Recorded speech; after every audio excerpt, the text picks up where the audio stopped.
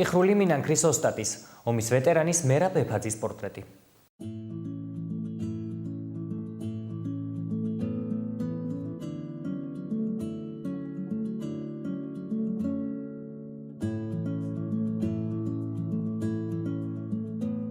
სუფთა ქართული ფენომენია ტიხრული მინანქარი. ყველაზე ძველი ნამუშევრები არის საქართველოში. არის ბევრი ცენტრი მინანქრის. ეს ეგვიპტეშიც იყო, შუა მდინარეშიც იყო, ევროპაში მე-10 საუკუნეში შემოვიდა, მაგრამ შეიძლება ვთქვათ, რომ იყო რომის იმპერიაშიც იყო, საბერძნეთშიც იყო, ყველგან იყო ეს, მაგრამ ეს სულ სხვა არის. ტიხარი, როგორც ასეთი, ტიხარში ჩასმული მინანქარი, ყველა ძველი არის საქართველოში. საქართველოში ჩვენ წელთა აღრიცხვამდე იყო. ქრისტე შობამდე აკეთებდნენ ტიხრულ მინანქარს. აი საქმე სამაში რომ მუზეუმში ინახება ეს ყველაფერი არის. ნამუშევარი სადღაც მე-3 საუკუნე ჩვენ წელთა აღრიცხვამდე და უფრო ძველიც. ტიხარში გაკეთებული მინანქარი. მინანქარი ეს არის ლითონზე, არა აქვს მნიშვნელობა რომელზე, დაღვენთილი შუშა, მინა. აი ეს არის მინანქარი. ტიხრული მინანქარი მე დავიწყე 82 წლიდან. ხატავდი პატარა ბიჭობიდან ხატავდი. სამხატვრო სკოლაში იყო სამხატვრო სკოლის დირექტორი, არაჩვეულებრივი პიროვნება, არაჩვეულებრივი ადამიანი. კარგი პედაგოგი და მასწავლებელი ბატონი ნიკოლოზ სტაბოկაშვილი. ენასთან გვიან მივედი. მივიტანე ჩემი სურათები და რო შეხედა ჩემ ნახატებს მითხრა, შენ იმისანა პრობლემები გაქვს გადაწყვეტილი ამ სურათებში, რომელსაც მე ვერ წარმოვიდგენდი. მაგრამ იმისანა ელემენტარულში ხარ, ჩაჭრილიო, რომლის წარმოდგენაც კი ძნელია. მოკლედ მოდიო და მე გასწავლე. პრაქტიკულად ამიყვანა მე-4 კლასში, უცებ 4 კლასიანი იყო ეს. თავიდან მაინც გამოყენებითი ხელოვნებისკენ უფრო ქონდა მიდრეკილები, ფერწერა თავისთავად ცხადია, აკვარელი მიყვარდა ძალიან. სეთზე მუშაობდი, მაინც ქონდა მიდრეკილები. ოქრომჭედლობისკენ. თავიდან დავიწყე ეს ჭიჭედურობა მოდაში შემოვიდა მაშინ. ზოღომში ეს ვისწავლე. გადავედი ხეზეკვეთაზე, ეს უკვე სერიოზული და რთული საკითხი გამოდგა. შევისწავლე ძირფეს ვენა. დღესაც შემიძლია თავისუფლად ხეზეკვეთო. დიდი მონუმენტური ნამუშევრებზე აღარ მუშაობ, თუ მუშაობ იშვიათად ძალიან. მინანქარს ვეღარ ვეშვები. ხეზე კვეთის მერე დამაინტერესა მინანქარი და რატომ? რომ ჩამოვედით ფანაში ასახელობის მუზეუმში ვიყავი, ჩვენი წინაპრების ნამუშევრები რომ ნახე. იმამონცა იძგი უკვე. დავიწყე გძებნა ლიტერატურის, საიდან შეიძლება, როგორ შეიძლება, რა შეიძლება. ამ დროს გერმანიიდან ჩამომიტანა ჩემმა მეგობარმა წიგნი. აი ეს წიგნი არის. ერჰარდ ბრეპული, ეს პიროვნება იყო სვინგერის დირექტორი იყო, ესე იგი ცნობილი დრეზდენის გალერეის დირექტორიც იყო და ნატიფ ხელოვნებათა უნივერსიტეტის რექტორი თავის დროს. არაჩვეული ძლიერი პიროვნება, დოქტორი იყო გამოყენებით ხელოვნების დარგში. დაწყებული ოქრომჭედლობით, დამთავრებული ქვებისლით ყველანაირი ლიტერატურა გამოცემული. გადმოაქართული ეს დამჭირდა მასზე 3 თვე სადღაც, თავიდან ბოლომდე. იქიდან დაიწყო ჩემი ნაბიჯები. მე ჩამოვედი თბილისში. სა 91-92 წელი, ესე იგი 21-22 წლის ავ. აქ მომნახე კონტაქტები ჩემს სამხატვრო აკადემიის რექტორებთან.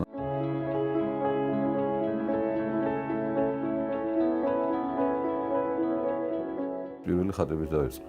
ჯერ ჯვარცმა, მერე ღვთისმშობლის ხატი გაუკეთე ჩემ დეიდაშვილს, გამოვკვეთე ხეზე. დღეს რო არის, რომ მინანქარი სადაც გინდა გაიხედავ და რო იყიდი ასე არ იყო. მე იმდენს დარბოდი ამაზე, რომ თვითონ მინდოდა მინანქარი მომედოღი პრაქტიკულად ვიცოდი როგორ უნდა გამიკეთებია.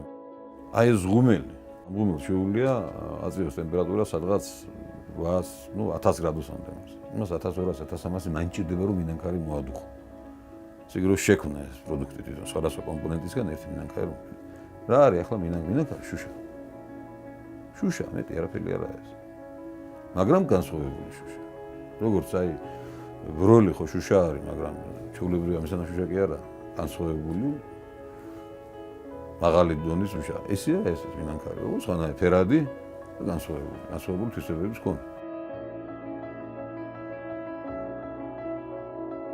ძალიან შრომატევადია. ძალიან შრომატევადია და ახასიათებს ერთი რამ. ტიხრული მინანქარი არ მეურნება. აი მე ძალიან რომ მოვინდომა მეორე ჩემ ნამუშევრს ვერ გავიმეორე. ახლოს კი თითქმის ანალოგს გავაკეთებ, მაგრამ ზუსტად ისეთი არ იქნება.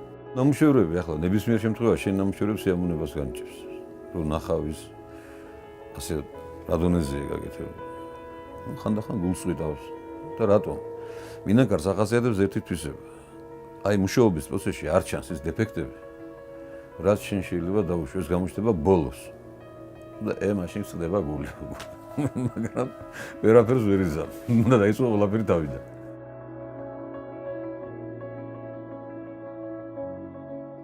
როცა მუშაობ, ყველაფერი გაჩერებულია მაშინ, დრო ჩერდება, დროს ვერ გზნო. რამდენჯერ ყოფილა დილას დამჯდარ ვარ და 3-4 საათი იყო დილის მეორე დილის რო სადავა რა ხდება. ესე გამოსულა, ვერჯერ ყოფილი. ნუ ახლა ვერ შევძლებ ამას, რომ აქ ცოტა სხვანაირი სიტუაციაა სახელოსნოში, მაგრამ სახში რომ მქონდეს პატარა ოთახი, იქ ვიჯექი და ვიყავი სულ.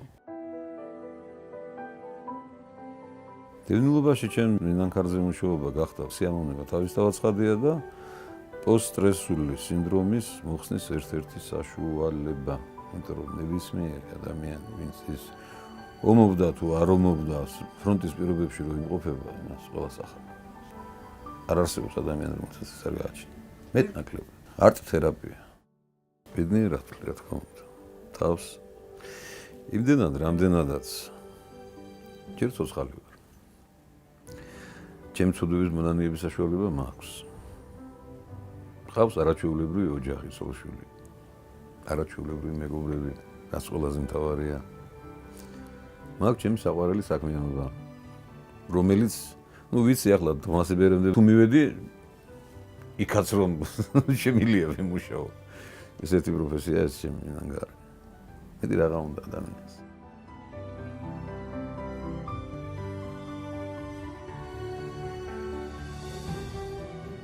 2015-ში მივიღე ესპინა.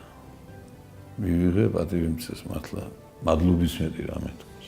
როგორც ომის ინვალიდი, როგორც ნაწილი, როგორ ნუ ყველაფერი ერთად აი გაკრებილია, როგორც საცხოვრებელი პირობები პრაქტიკულად გამოუსვედა გარი, კედელი გახეთქილი, ნუ შეუძლებელი იყო ცხოვრება რეალურად რომ თქვა. მეკითხებიან როგორ მიეჩვიო. თქვენ დალოცულებო, მისაჩვევი მაშინა, როდესაც კარგიდან ცუდში გადადიხარ და ცუდიდან კარგში რო გადადიხარ, რა მიჩვევა უნდა იმას მიჩვეული ხარ და დათორებულია იქ ყველაფერი თავისთავად ცხადია.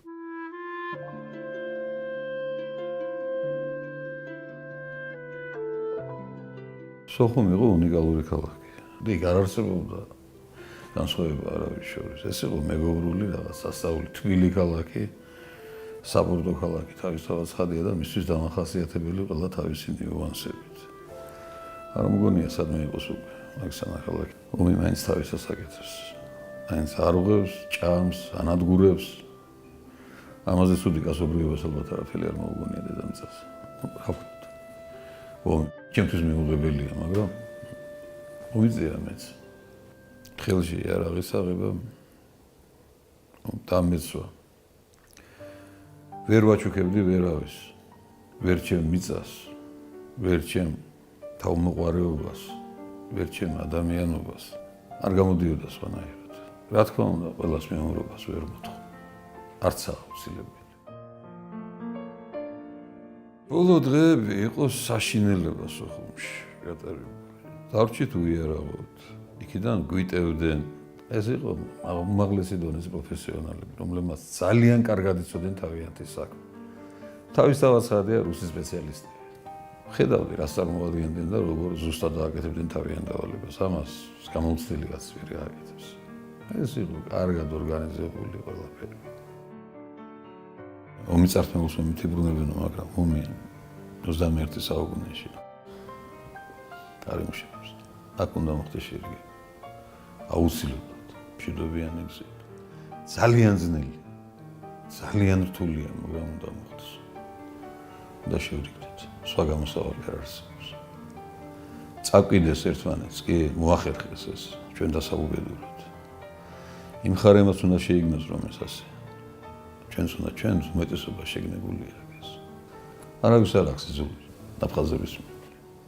პირიქით, ხანდახან ლაპარაკის მინდა რომ მოусვინო.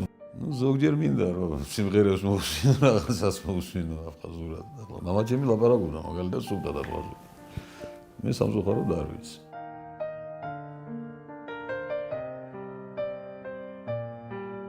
პრობლემა მაგ ადამიანებთან ჩვენ არ გვექნება. ვისაც ომი გამოვლი, იმან ძალიან კარგად იცის მშვიდობის ფასი. ყველაზე ადვილი მაგათანაა სალაპარაკო ზუსტად. რიგითი მეომრები ერთმანეთთან საერთო ენას ყოველს უნახავ. იმას თავისი წამდა, მე ჩემი წამდა ხდება. ძმები ჭუბობენ ერთმანეთში. იმედი მაქვს რომ გადავლახავთ ამასაც როგორღაც მოახერხებს საერთო ენის მონახავს. არაფერი კაი ომს არ მოგდანია არასდროს. შევრიგდეთ ძმებო, შევრიგდეთ.